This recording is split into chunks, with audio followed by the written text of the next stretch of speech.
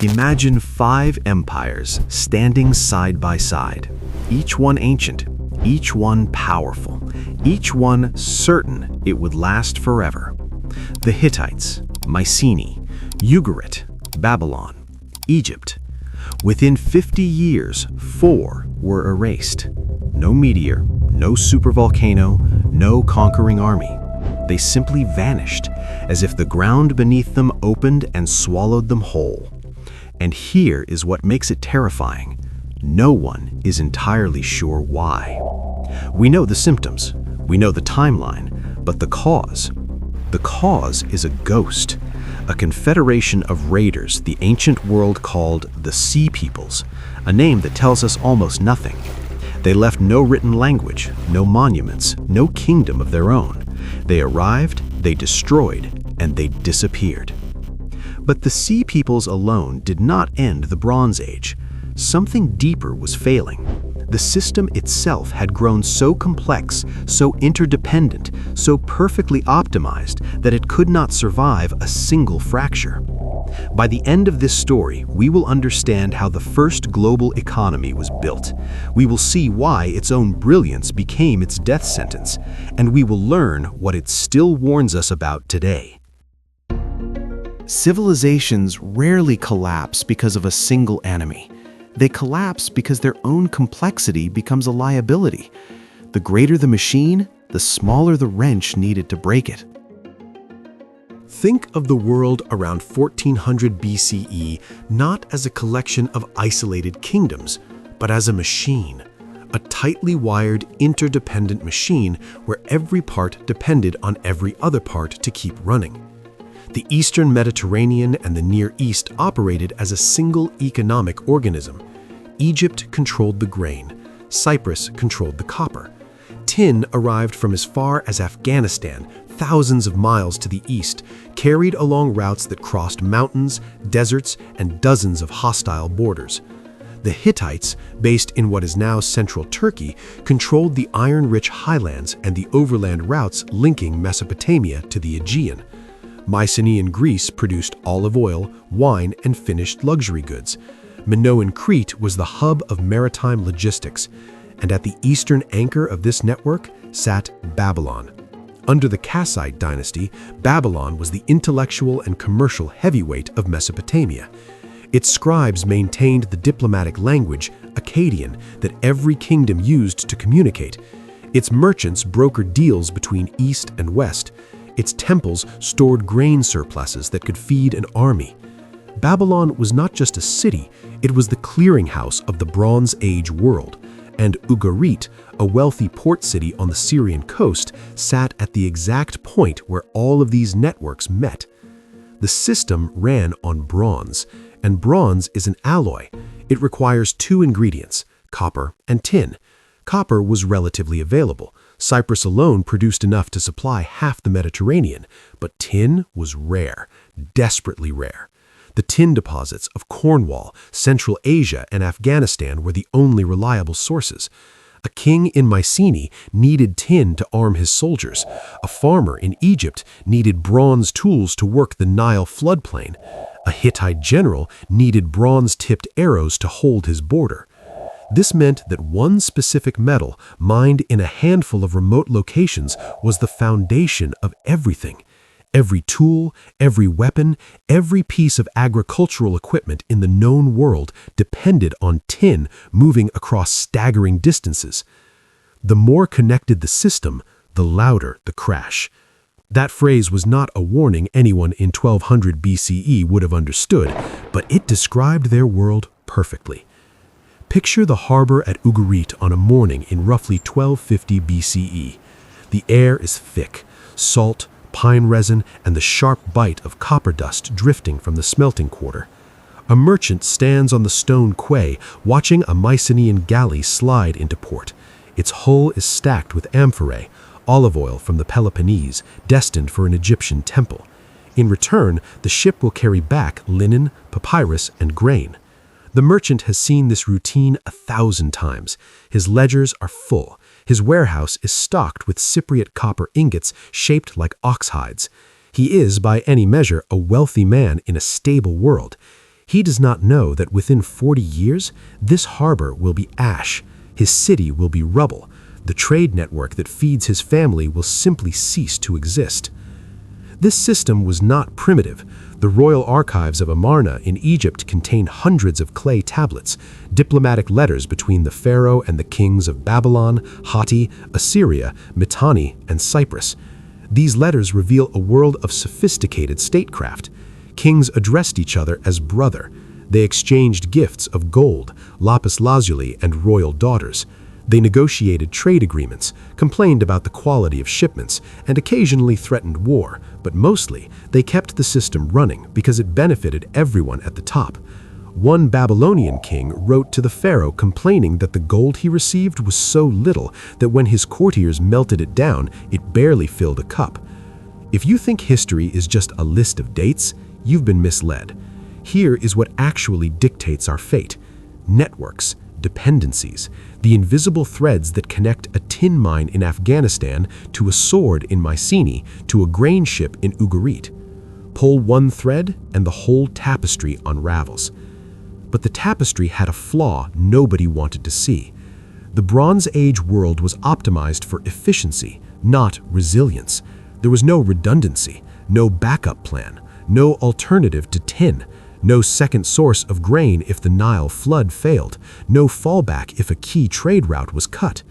The system worked beautifully, right up until it didn't.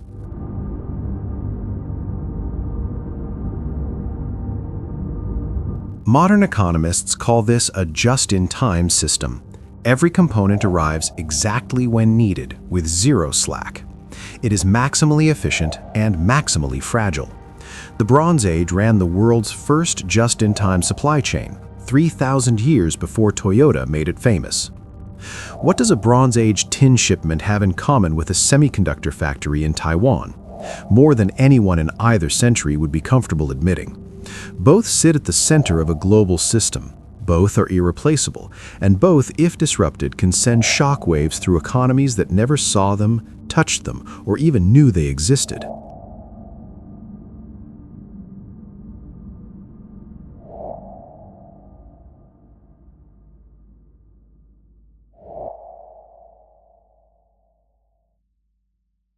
Some historians push back on these sudden collapse narrative. They argue the Bronze Age system was already weakening for decades. The famous destruction layers at Ugarit, Hattusa, and Mycenae, they say represent the end of a long decline, not a single catastrophic event. And the evidence partially supports this. Hittite grain shortages are documented decades before the final collapse. Egyptian temple records show rising prices and shrinking trade volumes. The system was sick before the fever spiked. But here's the thing. Whether the collapse took 10 years or 50, the result was the same. Within a generation, an entire civilization model was gone. The palaces were empty, the trade routes were dead, and the writing systems that had recorded 3 centuries of diplomacy, commerce, and literature fell silent. The more connected the system, the louder the crash, and this crash echoed for 400 years. Around 1200 BCE, the pressure points converged. Climate scientists have identified a severe drought cycle across the eastern Mediterranean beginning in roughly 1250 BCE. Pollen cores from the Sea of Galilee and sediment analysis from Cyprus confirm a prolonged period of aridification. Harvests failed, grain reserves dwindled. In the Hittite heartland, the situation turned critical. The king of Hatti wrote to Egypt with a bluntness that stripped away all diplomatic protocol. "I have no grain in my lands." This was not a negotiating tactic, it was a plea. The letters from Ugarit to the king of Alashia in Cyprus grow increasingly desperate in their final years, begging for food, reporting famine, warning of approaching enemies. Drought does not destroy empires directly. It destroys the surplus. And surplus is what separates a civilization from a collection of hungry villages. Without surplus, there are no soldiers, no scribes, no diplomats, and no trade. The bureaucratic machinery starves before the people do. Then came the earthquakes. Geological evidence shows a cluster of significant seismic events across the Aegean and eastern Mediterranean between 1225 and 1175 BCE. Cities like Mycenae and Tiryns show massive destruction layers consistent with earthquake damage. In a world built of heavy stone and mud brick, an earthquake did not just kill, it erased infrastructure that had taken generations to build. Roads buckled, harbors silted, granaries collapsed. And into this weakened, drought-stricken, earthquake-shaken world came the Sea Peoples. We do not know exactly who they were. Egyptian records at Medinet Habu list names: Peliset, Cheker, Shekelesh, Denyen, Weshesh, but these names remain only partially matched to known populations. Some were likely displaced Mycenaeans, others may have come from Sardinia, Sicily, or Anatolia. The reliefs at Medinet Habu showed them arriving in ox carts loaded with women and children. This was not an army on a campaign, this was a migration, desperate, armed, and unstoppable. Coastal watchtowers reported strange sails on the horizon. Harbors that had buzzed with commerce fell quiet. The smell of salt air mixed with something new, smoke drifting from the next city down the coast. What matters is not their origin. What matters is what their existence tells us about the system. They were not an organized invasion force with a master plan. They were a symptom. Refugees, raiders, and displaced populations, all set in motion by the same forces tearing the system apart. Drought, famine, political instability, the collapse of the trade networks that had kept everyone fed. The Sea Peoples did not break a healthy system. They delivered the final blow to a system already on life support. When the cities burned, the fire simply finished what the drought, the earthquakes, and the broken supply chains had started.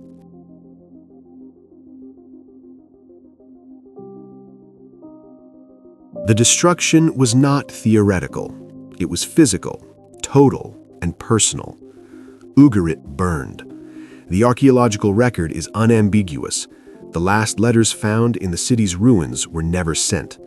One tablet, addressed to the king of Alatia, reads with a clarity that survives 3,000 years of silence. Enemy ships have been spotted. My troops are in Hatti. My ships are in Lycia. The country is abandoned to itself. The merchant we met on the stone quay, his world collapsed faster than he could have prepared for.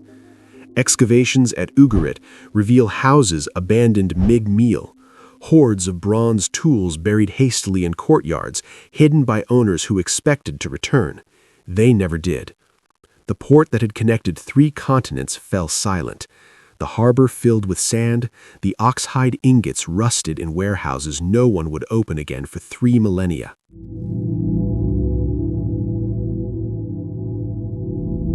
The Hittite capital, Hattusa, was abandoned and burned around the same time. The vast palace complex, with its thousands of cuneiform tablets documenting treaties, religious rituals, and royal correspondence, was left to the wind. The great grain silos that had fed an empire stood empty. The stone lions that guarded the sea gates stared out at a landscape no one was coming back to defend. Elesine's great citadel was destroyed. Its linear B script disappeared entirely. Troy, already weakened, was sacked for the final time. Across the eastern Mediterranean, the palace economies that had organized life for centuries simply stopped functioning. And then there was Babylon. Its walls did not fall. Its temples were not burned. No Sea People fleet sailed up the Euphrates. But the trade routes that had made Babylon the clearinghouse of the known world went silent, one by one, like lights going out along a highway. The Hittite dynasty weakened. Grain shipments stopped arriving. The diplomatic letters stopped being answered. Babylon became the shop that stayed open after every customer had vanished. The walls still stood, the scribes still wrote, but there was no one left to trade with, no system left to anchor. In 1155 BCE, the Elamites marched in from the east and sacked the city, carrying away the statue of Marduk, Babylon's patron god. It was not an act of conquest, it was a looting of a house already emptied by the collapse. A civilization does not need to burn to die. Sometimes it is enough for the world around it to disappear. The Bronze Age collapse was not a war. It was a system failure. Wars have winners. System failures have only survivors. and those survivors inherit a world they no longer have the tools to understand. Imagine standing on the Syrian coast around 1100 BCE. The harbor at Ugarit is gone. Not conquered, not rebuilt, gone. Sand covers the stone quays where merchants once counted oxhide ingots. The smell of copper dust has been replaced by the smell of dry scrubland reclaiming the streets. No ships, no languages mixing in the market, no letters being dictated to scribes. The silence is not peaceful. It is the silence of a world that has forgotten how to speak. This is the Great Silence. In the centuries following the collapse, literacy virtually disappeared across the Aegean and much of the Near East. Linear B, the Mycenaean writing system used to track palace economies, died with the palaces. The Hittite cuneiform archives became unreadable within a generation. The Ugaritic alphabet was buried in rubble. Luwian hieroglyphs survived in pockets of Anatolia, but the great diplomatic language of the age, Akkadian, the English of the Bronze Age, lost its network of speakers. For roughly 400 years, the region we now call the cradle of civilization produced almost no written records. Think about what that means. Not just the loss of literature, the loss of contracts, of medical knowledge, of engineering formulas, of legal codes refined over centuries. 4 centuries of human experience, births, deaths, inventions, migrations, stories, happened in complete documentary silence. The knowledge was not hidden, it was not suppressed. It was simply lost because the institutions that sustained literacy were gone. When Alexandria burned, a library ended. When the Bronze Age collapsed, an entire civilization forgot how to write. The more connected the system, the louder the crash. And after this crash, the silence lasted 400 years. But silence is not death. Something was stirring in the ruins. The collapse of the bronze monopoly created an unexpected opening. For centuries, iron had been considered inferior, too brittle, too difficult to smelt at the temperatures available. Bronze was the prestige material. Iron was the poor cousin. But iron ore was everywhere. It did not depend on a trade route stretching from Afghanistan to Cyprus. It did not require the blessing of a palace or the cooperation of 5 kingdoms. When the tin stopped flowing and bronze became impossible to produce, the survivors turned to the metal beneath their own feet. Necessity, not genius, drove the change, but the change had a consequence no one predicted. Bronze had been the metal of palaces and kings, expensive, imported, controlled. Iron was democratic. A village blacksmith could smelt it from local ore. For the first time, the tools of survival did not depend on the permission of a distant capital. The monopoly was broken, power scattered. The Iron Age did not begin because someone discovered iron. Iron had been known for centuries. It began because bronze became unavailable. Progress, in this case, was not driven by ambition. It was driven by the absence of alternatives.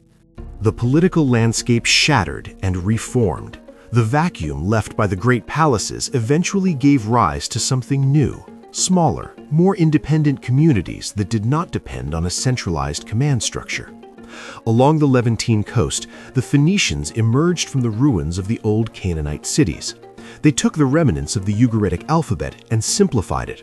22 letters, no palaces required, no scribal class to maintain it. They created a writing system so efficient, so portable, that it no longer required a palace or a temple to sustain it. A merchant could learn it. A sailor could use it.